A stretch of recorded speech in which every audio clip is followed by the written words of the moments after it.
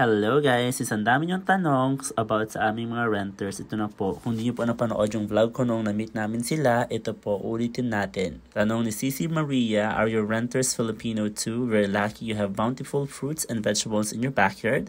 House, ang dami niyo pang masasarap na gulay at fruits na tanim.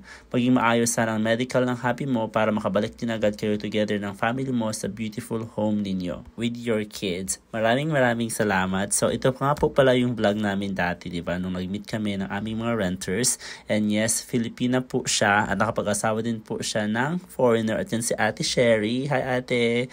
So sobrang bait po nila. So ayan, last April po, na-meet po namin sila sa MOA. Doon po yung meeting place namin at yan po yung asawa niya is si Jeff din. So magkausap ang parehong si Jeff. So you guys have nothing to worry because I am pretty sure maalagaan po nila ang aming bahay ng maayos. At ang sabi din ni Ate Che, i-update niya tayo from time to time kung ano po yung nangyayari na sa ating mga halaman. So we will see. Titira po sila sa bahay namin ng 1 taon. So yun po yung kontrata natin. Kung magre-renew man sila, hindi pa natin alam kung ano po yung maging desisyon nila. Kasi nga po, 10 taon po na tumira sila sa Pilipinas at babalik lang po sila dito para sa kanilang mga anak. Kasi nga po, mag-aaral na po sila ng high school. At sabi po na Ate Che, yung asawa po niya is gusto po niyang maranasan ng kanilang mga anak na mag-aral po dito sa US ang kanilang mga anak sa high school na.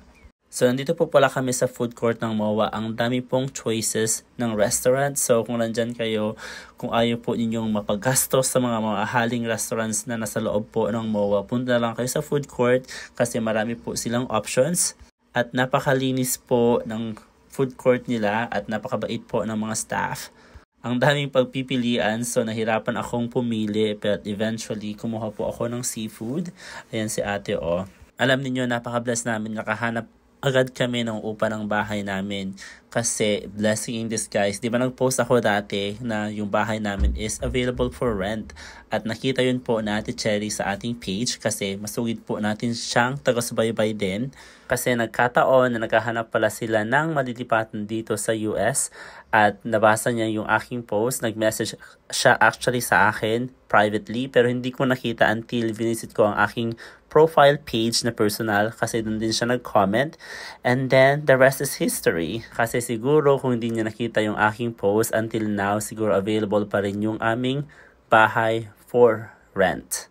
So, blessing in disguise talaga na nahanap or dinala po ng Panginoon sila sa amin. We are very excited for them. I'm sure maninibago siya kasi unang beses lang po niyang lilipat dito. Although matagal na sila ng asawa niya, nag-decide kasi sila tumira doon sa Pilipinas. But at least sabi ko nga, diba, may mga tanim siyang pagkakaabalahan at may mga tanim na purong Pilipino. So hindi siya at least ganong maninibago sa mga gulay. Kaya nakakatuwa naman talaga. So lilipat ni sila next week. And sayang nga kasi hindi na namin sila nahintay kasi yung appointment po ni Jeff is June 4 at ang dating po nila is June 7. So ang balak sana namin is hintayin pa na namin sila pero unfortunately hindi na po nagsakto o nag-swak po ang aming mga schedules pero hopefully ma-meet din ulit natin sila in the future. At sa mga nagtatanong din kung saan na nga daw kami titira ngayon, so nandito po kami ngayon sa Ohio sa sister-in-law ko.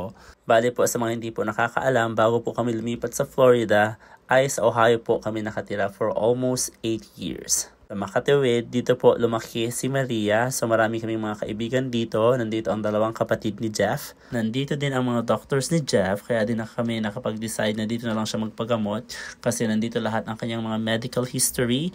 At least may na siyang good relationship sa kanyang mga doctors.